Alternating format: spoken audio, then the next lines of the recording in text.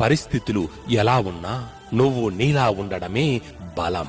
జీవితంలో ఎవరిని కలవాలో కాలం నిర్ణయిస్తుంది, ఎవరితో ఉండాలో నీ మనసు నిర్ణయిస్తుంది. నీతో ఎవరు ఉండాలనేది మాత్రం నీ ప్రవర్తన నిర్ణయిస్తుంది. డబ్బును సంపాదించడానికి మాత్రమే జీవించకు.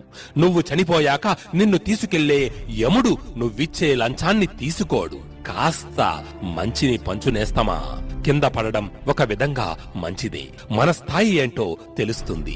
ఇంకా పైకి లేపడానికి ముందుకొచ్చే చేతులను బట్టి మన సొంతవారు ఎవరో పరాయి వారెవరో కూడా తెలిసి తీరుతుంది.